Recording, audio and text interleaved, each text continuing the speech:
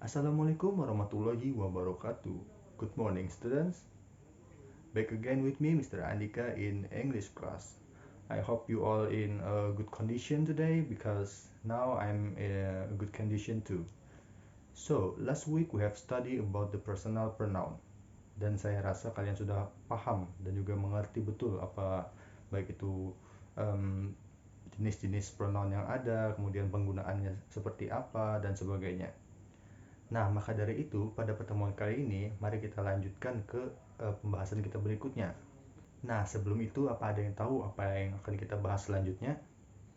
Nah, kalau belum pada tahu, silahkan kalian baca dulu teks yang akan saya tampilkan setelah ini, kemudian baru kita mulai pembahasannya, oke? Oh iya, saya lupa. Sebelum kita memulai kelas, mari kita sama-sama membaca basmalah. Bismillahirrahmanirrahim.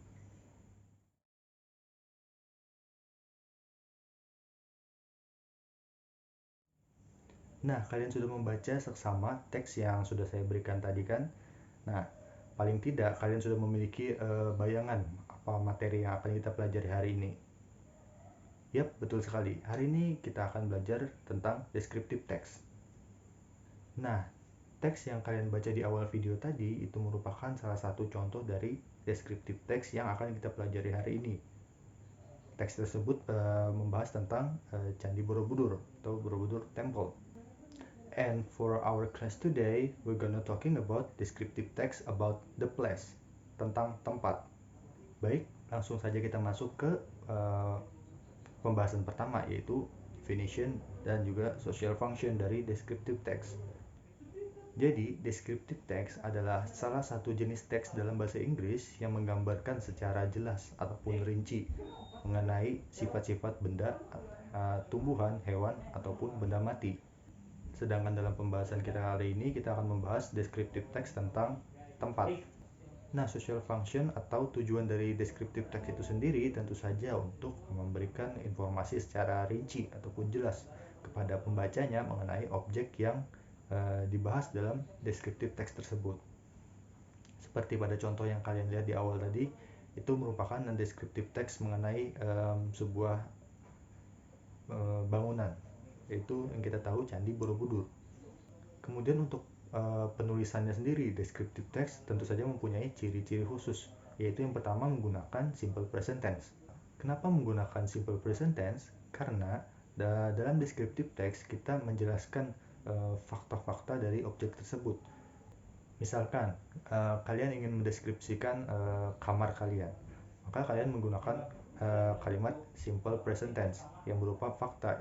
Sebagai contoh, my room is blue. Kamar saya berwarna biru. Nah, seperti itu. Menggunakan simple present tense karena memberitahukan sebuah fakta. Kemudian yang kedua, menggunakan banyak kata sifat atau adjektif. Nah, penggunaan adjektif sendiri dikarenakan dalam penulisan deskriptif teks kita menjabarkan atau menjelaskan atau mendeskripsikan sebuah objek itu secara rinci dan biasanya menyatakan sifat dari objek tersebut. Misalkan kamar saya luas, my room is large. Nah, itu menggunakan kata sifat tadi untuk menjelaskan bahwa kamarnya itu berukuran luas tadi. Nah, kemudian yang ketiga yaitu menggunakan kata hubung atau relating verb. Nah, relating verb di sini yaitu kata kerja yang memberikan penjelasan kepada kata benda yang menjadi subjek dalam kalimat tersebut. Kemudian ada generic struktur dari descriptive text. Nah, dalam descriptive text hanya ada dua generic struktur ya. Yang pertama is identification and then the second is description. Yang pertama, identification, sesuai dengan namanya, identifikasi, yaitu untuk mengidentifikasikan objek yang akan kita bahas di dalam descriptive text. Biasanya terletak di awal paragraf dan tujuannya yaitu untuk memperkenalkan objek yang akan kita bahas kepada pembaca yang akan membaca descriptive text kita. Nah, sebagai contoh, karena pembahasan kita kali ini yaitu tentang tempat, biasanya dalam descriptive text about the place itu bagian identification-nya berisi di mana letak bangunan tersebut atau tempat yang kita bahas tersebut, di pulau mana, di kota mana, dan sebagainya, seperti itu. Nah, kemudian yang kedua, description, sesuai dengan namanya, deskripsi. Oke. Pada bagian ini kita biasanya menuliskan sifat-sifat yang melekat ataupun yang sesuai dengan objek yang kita bahas, yang pada materi ini berkaitan dengan tempat. Jadi bisa berupa luas bangunan atau tahun didirikan, kemudian berapa lama pembangunan dan sebagainya. Nah, sampai sini dulu untuk pembahasan deskriptif teks kita. Apakah ada yang ingin ditanyakan atau kalian masih bingung mengenai struktur ataupun ciri ataupun tujuan dari deskriptif teks itu sendiri? Silahkan kalian tanyakan. Nah, karena sudah tidak ada pertanyaan lagi, maka kita lanjutkan pembahasan kita, yaitu menganalisis deskriptif teks. Contoh dari deskriptif teks. Contohnya kita ambil dari deskriptif teks yang sudah kalian baca pertama tadi, yaitu tentang Candi Borobudur. Dari yang pertama yaitu general structure of descriptive text. Nah, yang pertama identification. Sudah kita bahas tadi, identification biasanya berada di paragraf pertama dan juga isinya tentang pengenalan dari tempat tersebut kepada pembacanya.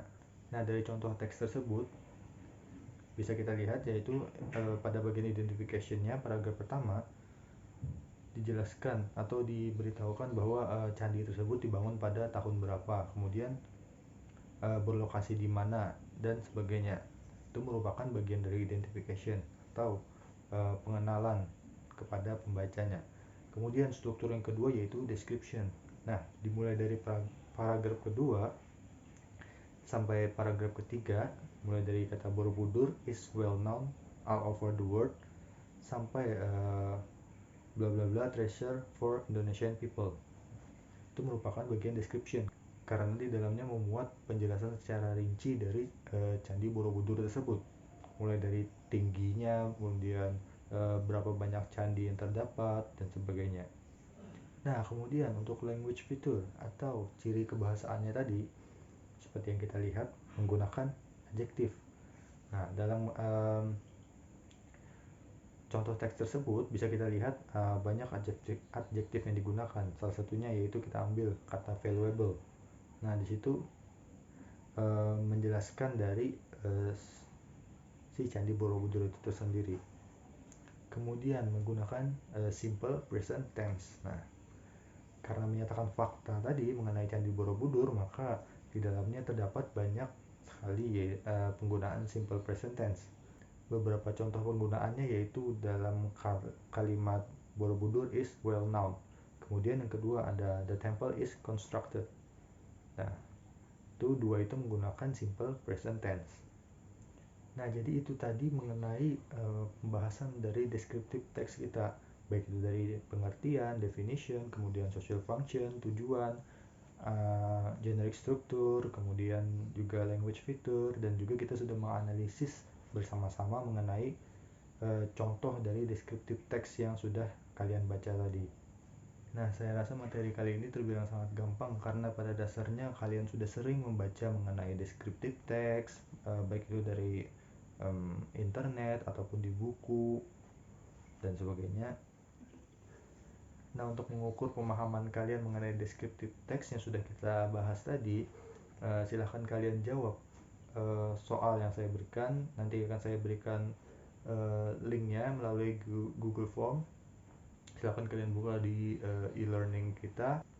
Nah, jadi kesimpulan dari pertemuan kita kali ini, yang pertama yaitu descriptive text itu sendiri yaitu teks yang bertujuan untuk menjelaskan ataupun memberikan informasi secara detail kepada pembacanya mengenai objek yang dibahas.